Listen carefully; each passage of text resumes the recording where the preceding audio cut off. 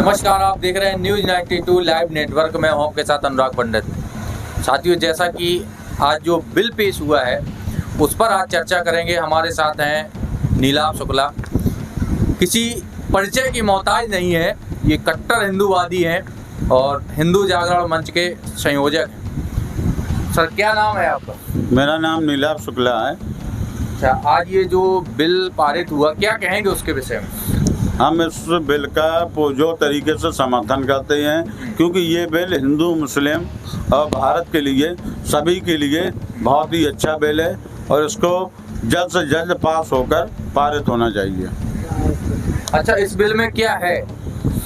इस बिल में अभी तक जो ये वक्फ बोर्ड है, आप पूरी तरीके से वक्फ बोर्ड को पहले समझिए कि वक्फ बोर्ड क्या है। वक्फ बोर्ड एक ऐसी संस्था है जो संविधान में इसका कहीं भी उल्लेख नहीं है।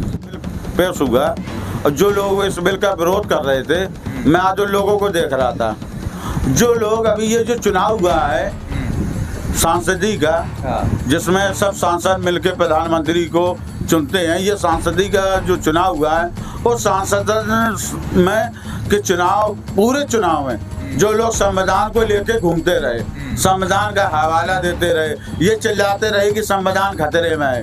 हालांकि ये आप और हम सभी जानते हैं कि संविधान में कितने पन्ने ये उनको पता नहीं है, लेकिन वो संविधान को लेके घूमते रहे। तो मैं जो लोग ये विरोध कर रहे हैं, मैं उनसे सब ये कहना चाहता हूँ कि आपके दिल में अगर संविधान को इतना ही सम्मान है और आपको लगता था कि मोदी जी के जीतने के बाद संविधान खतरे में आ जाएगा, संविधान में संशोधन होगा, संविधान को बदला जाएगा, तो हम उन लोगों से आज ये पूछना चाहते हैं जो लोग बिल का विरोध कर रहे हैं, जब वक्फ बोर्ड नाम की कोई चीज संविधान में है ही नहीं, बिल का ये लोग क्यों विरोध कर रहे हैं? भाई, ये भारत डॉक्टर साहब भीमराव अंबेडकर जी के संविधान से चलने वाला देश है। और ये वक्फ बोर्ड क्या है? ये वक्फ बोर्ड जो है वो संविधान में नहीं है, पहली चीज ये है। दूसरी चीज क्या है? जो चीज संविधान में नहीं है वो भारत देश में क्यों लागू होगी? क्योंकि भारत देश एक संविधान से चलने वाला देश है। यहाँ पे जो लॉ है, कानून है, संविधान से चलने वाला देश है ये, और ये संविधान से ही चलेगा। यहाँ कोई शरिया का कानून तो चलता नहीं, यहाँ संविधान है, यहाँ लोकतांत्रिक देश है, तो यहाँ पर जो चलेगा वो लोकतांत्रिक कानून चलेगा। तो जो हमारे लोकतंत्र में चीज़ नहीं है, वो जो दिखाते फिरते थे संविधान, जब वो संविधान में वो चीज़ नहीं है तो उस बिल का विरोध क्यों? दूसरी चीज़, वक्फ बोर्ड क्या है? जैसे आपका नाम है अनुराग पंडित, हम वक्फ बोर्ड के सदस्य हो गए या वक्फ बोर्ड कमेटी के, ये जिस न्यूज रूम में बैठकर हमारा इंटरव्यू ले रहे हैं, ये 200 साल पहले मेरी वक्फ बोर्ड की जमीन थी, मेरे किसी मुस्लिम भाई की विरोध जमीन थी या किसी संस्था की विरोध जमीन थी। तो आपको ये सिद्ध करना पड़ेगा कि ये जमीन जो है वक्फ बोर्ड की नहीं है। लेकिन हम जो कि वक्फ बोर्ड के प्रतिनिधि हैं, हमको ये एविडेंस देने की जरूरत नहीं है कि ये जमीन वक्फ बोर्ड की है। और आप जहाँ जाके अपील करेंगे वहाँ भी हमारी संस्था है, क्योंकि आप इसको जाकर न्यायालय में अपील नहीं कर सकते, क्योंकि ये वक्फ बोर्ड के नियमों के विरुद्ध है। आप इसकी जाके न्यायालय में विरोध नहीं कर सकते।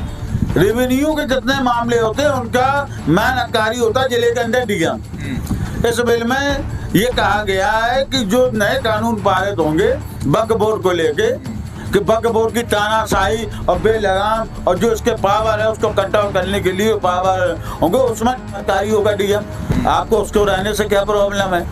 भाई, सारी समस्याओं के पास के लिए आप डीएम के पास जाते हैं, और डीएम कोई वो नहीं है कि किसी के उसके वोटिंग से या किसी, ये भारतीय संविधान के हिसाब से नियुक्त पद है जिला अधिकारी का। आप कहते हैं नहीं, वो नहीं रहेगा। मेरे धर्म के मामले में, इन चीजों के मामले में वो इंटरफेयर नहीं करेगा। नहीं तो क्या देश धर्म से चलेगा क्या? वही तो हम इन लोगों से पूछना चाह रहे हैं जो बिल का विरोध कर रहे हैं कि ये देश धर्म से चलेगा कि ये देश संविधान से चलेगा। भाई, आप लोगों को तो सबसे ज्यादा संविधान पे भरोसा है। जब तक चुनाव हुआ आप लोग बराबर संविधान की किताब लेके घूमते रहे। अब आज आप लोग उस बाबा साहब जी के बनाए हुए संविधान के ऊपर क्यों नहीं चल रहे, जब संविधान में वक्फ बोर्ड का कोई जिक्र ही नहीं है? भारत एक ऐसा देश है जिसमें विभिन्न प्रकार की जातियां, विभिन्न प्रकार के लोग रहते हैं। सभी का सम्मान है। सभी को अभिव्यक्ति की आज़ादी है, अपनी बात रखने की आज़ादी है, क्यों भारत एक लोकतांत्रिक देश है। हम बस उतना पूछना चाहते हैं, जैसे मुस्लिमों के लिए वक्फ बोर्ड बनाया गया है, क्या हिंदुओं के लिए कोई वोट नहीं होना चाहिए? क्या क्रिश्चियन के लिए कोई वोट नहीं होना चाहिए? क्या सिख भाइयों के लिए कोई वोट नहीं होना चाहिए? और सबसे बड़ी बात जो ये बात को फैला रहे हैं कि संपूर्ण मुस्लिम समाज का इसमें नुकसान है, मुस्लिम समाज से हक छीने जा रहे हैं। तो मुस्लिम समाज में और भी लोग आते हैं, आप अकेले मुस्लिम समाज का ठेका नहीं ले सकते हैं। वक्फ बोर्ड आपने मान लिया, ये आपने अपने मुस्लिम भाइयों के विकास के लिए बनाया है। हजारों की तादादों में मैं उन मुस्लिमों के नाम गिना सकता हूँ जो आज घर से बेघर फिर रहे हैं। वक्फ बोर्ड के बाद जितनी जमीनें थी, जैसे हमारी सरकार की डूडा कॉलोनी, काशीराम कॉलोनी चल रही है, जो ये क्या ये जमीन अपने मुस्लिम भाइयों को नहीं दे सकते थे? बिल्कुल। कि ये वक्फ बोर्ड की मुस्लिमों को वक्फ बोर्ड की जमीन में बसाया गया? एक भी आप मुस्लिम नहीं बताएंगे जिसको वक्फ बोर्ड की जमीन में बसाया गया। आइए, आपके धर्म की जमीन है, आपके लोगों के लिए है, संपूर्ण मुस्लिम समाज के लिए, लेकिन इस पर कुछ कट्टरपंथी नेता, कुछ भूमाफिया क्यों राज कर रहे हैं? इस पर संपूर्ण समाज का हक है, क्योंकि आप लड़ाई लड़ते हैं संपूर्ण समाज की, लेकिन आपकी जो वक्फ बोर्ड की जमीन है उस पर संपूर्ण समाज का हक क्यों नहीं है? क्या आपने गरीब दबे कुचले शोषित वंचित मुसलमान हैं जो, उन मुसलमानों को आपने नहीं दी जमीन? लीजिए, हम आपको 20 बीघा देते हैं जमीन। इसमें जो मुसलमान ऐसे हैं जिनके पास रहने के लिए घर नहीं है, साधन नहीं है, संसाधन नहीं है, वो इसमें आप अपना मकान बनाइए, आप रहिए, बताइए आप कहाँ पर हुआ है। कई घटनाएं हम आपको ये गिनवा सकते हैं और रिकॉर्ड दर्ज है कि जो वक्फ बोर्ड के मालिक हैं, अध्यक्ष हैं, कमेटी के लोग हैं, उन्होंने कब्रिस्तानों की जमीन, करबला शरीफ है कालपी में, करबला शरीफ की कितनी जमीन है आप उसकी जांच कराइए। करबला शरीफ के अगल बगल जो प्लाटिंग हो रही है आप उसकी जांच कराइए कि ये जमीन वक्फ बोर्ड में है कि नहीं। अच्छा, उसमें भी प्लाटिंग की जा रही है? और करबला में भी प्लाटिंग की जा रही है।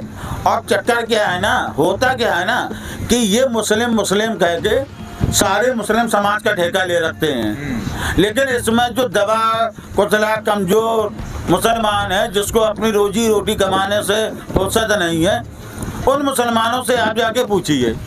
जैसे करबला शरीफ की ज़मीन हो गई, या और भी जो इनकी संस्थाएं हैं, मदरसों की ज़मीन हो गई है, जिन ज़मीनों को ये लोग बेच रहे हैं, वो लोग मुस्लिम लोग इतने सक्षम नहीं है जो इनका विरोध कर सके।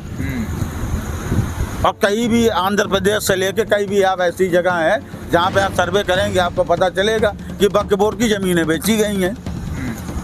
दूसरी कहना चाहता हूँ, सबसे बड़ी बात मैं ये कहना चाहता हूँ, जब 1947 में भारत और पाकिस्तान का बंटवारा हुआ, जो यहाँ से मुस्लिम पाकिस्तान गया उसको रहने के लिए घर दिया गया, उसको रहने के लिए ज़मीन दी गई, उसको रहने के लिए वहाँ पे सारे संसाधन उपयुक्त कराए गए। लेकिन जो पाकिस्तान से यहाँ पर भारत में हिंदू आया या मुस्लिम आया, मैं दोनों की बात कर रहा हूँ, इसमें हिंदू मुस्लिम की बात नहीं है, मैं दोनों की बात कर रहा हूँ। क्योंकि आज भी वो जिन जमीनों पर रह रहा है उसका मालिकाना हक उसके पास नहीं है। आप उठा के रिकॉर्ड चेक कर लीजिए, ऐसा भी है, ऐसा है। और उसको गले पे हमेशा तलवार लटकी रहती है कि जिस घर में हम रह रहे हैं, जिस जमीन पर रह रहे हैं, कब हमको यहाँ से बाहर कर दिया जाए, क्योंकि उसके पास इसका मालिकाना हक नहीं है। तो ये सब आकर कर क्या है, हम ये चाहते हैं, ये तानाशाही चल रही है। भाई, आप भारत में रह रहे हैं, यहाँ पे एक लोकतांत्रिक व्यवस्था है। जब ये देश संविधान से चल रहा है तो उसको आप संविधान से चलाइए। आपके लिए अलग से देश, अलग कानून कैसे हो सकता है? जब देश एक है तो अलग कानून कैसे हो सकता है? एक देश में दो कानून चलाएंगे आप? धर्म के आधार पर आप अलग कानून चलाएंगे। आपका कहना है कि मुस्लिम वक्फ बोर्ड को कोई छुएगा तो ये बवाल हो जाएगा, वो बवाल हो जाएगा। अगर आपने मुस्लिमों का वक्फ बोर्ड आपके लिए जायज़ है तो आप हिंदू वक्फ बोर्ड बनाइए, आप क्रिश्चियन वक्फ बोर्ड बनाइए, आप सिख बोर्ड बनाइए। आपके धर्म में जब आपको सब कुछ करने की आज़ादी है तो और जो धर्म है जो हिंदुस्तान में पल रहे हैं, पनप रहे हैं, क्या उन धर्मों को आज़ादी नहीं है? सब आपको आज़ादी है। और जबकि आप पूरे मुस्लिमों को हवाला दे के जो कमज़ोर, गरीब और दबे कुचले के मुस्लिम हैं उनको आप कुचल रहे हैं। भाई, जैसे हमारे हिंदुओं में भी कई बिरादरियाँ होती हैं, तैसे मुस्लिमों में भी कई बिरादरियाँ होती हैं। अब वक्फ बोर्ड के पास ये भी हक है कि वो ये वक्त पहले की घटना है, आप सच कीजिए, उन्होंने यहूदियों को घोषित कर दिया कि ये मुसलमान नहीं है, इनको मुसलमान नहीं मानते। इतना हक है आपके पास कि आप किसी को घोषित कर देंगे कि वो मुसलमान नहीं है। अगर इस बेलगाम संस्था के ऊपर अगर लगाम लगाई जा रही है तो मुझे ये समझ में नहीं आ रहा है कि संविधान का हवाला देने वाले, संविधान की किताब दिखाने वाले, संविधान को खतरे में बताने वाले, संविधान की किताब लेकर चुनाव लड़ने वाले, उनको ये क्यों खतरा है? अब कहाँ गया सम्मान? अब उनको संविधान की इज्जत और सम्मान नहीं दिख रहा है। वक्फ बोर्ड संविधान में है कि नहीं? जब आप पूरे संविधान को लेकर इस देश में चुनाव लड़ सकते हैं तो जो वक्फ बोर्ड संविधान में नहीं है उस वक्फ बोर्ड के ऊपर जब लगाम लगाई जा रही तो आप उस बिल का विरोध क्यों कर रहे हैं? बढ़िया सवाल है आपका। सब हिंदुओं का शोषण करने के लिए, गरीब दबे कुचले मुस्लिमों का शोषण करने के लिए लैंड जहाज चल रहा है। किस तरीके से भू माफियाओं का जांच चल रहा है। उनको ये डर है कि जब ये सरकार के अधीन हो जाएगा और सरकार इसमें अपने लोगों को बैठा देगी तब इनको दिक्कत होगी। हमने कहा वक्फ बोर्ड की कमेटी में कुछ मुस्लिम महिलाएं रहनी चाहिए। आपको क्या परेशानी हो गई? बिल्कुल, मुस्लिम महिलाओं से आपको क्या दिक्कत है? क्या महिलाओं को बराबर का दर्जा नहीं देते? क्या महिलाओं को सम्मान नहीं देते? हमने यही तो कहा कि वक्फ बोर्ड की कमेटी में मुस्लिम महिलाएं भी रहेंगी। आप मुस्लिम महिलाओं का भी विरोध कर रहे हैं। आपने तलाक का भी विरोध किया क्योंकि आप महिलाओं का सम्मान नहीं करते। आप महिलाओं को बराबर से हक देना नहीं चाहते हैं। जबकि ये जो प्रेजेंट में सरकार है, भाजपा सरकार, मैं किसी सरकार के प्रतिनिधित्व नहीं करता, मैं सब सही और गलत की बात करता हूँ, क्योंकि इसने बराबर का हक दिया है महिलाओं को। दिया भाई, कितनी महिलाएं थी जो इस कुचक्र के राज में फंसी थी कि जिस बाप ने अपनी बेटी जिस घर में ब्याह, तलाक तलाक तलाक, और उस बेटी को हक नहीं है कि वो अपने कहीं हक का मांग कर सके। वो जाएगी किनके पास? जो आप लोगों के पक्षकार हैं, उनके पास जाएगी। उन्होंने कहा नहीं ये जायज है। तो इन कुरीतियों का खत्म होना बहुत जल्द ही जरूरी है। जिस तरीके से आपका कहना ये है, बिल पास हुआ, एक देश एक संविधान, एक देश एक संविधान एक कानून। और जब आप संविधान का हवाला देते हैं, जब आप संविधान का नाम लेते हैं, जब आप संविधान का नाम लेकर चुनाव लड़ते हैं तो उस संविधान का आपको सम्मान करना चाहिए। जब संविधान में वक्फ बोर्ड नहीं है, वक्फ बोर्ड को इतनी खुली आज़ादी देने का प्रावधान नहीं है, संविधान में तो वक्फ बोर्ड ही नहीं है। पहली चीज ये पॉइंट नोटिस किया जाए कि संविधान में वक्फ बोर्ड ही नहीं है। जब अगर आप संविधान का सम्मान करते हैं, अगर आप बाबा साहब का सम्मान करते हैं, उस संविधान को हाथों में उठाकर चर्चा के लिए आपको वक्फ बोर्ड का बिल का विरोध नहीं करना चाहिए। क्या आज ये देश की जनता नहीं देख रही है कि आप किस बिल का विरोध कर रहे हैं? ये देश की जनता देख रही है। वक्त आने पर ये देश की जनता आपको जवाब देगी कि आप जिस चीज का विरोध कर रहे हैं वो जनता के हित में था या हित में था।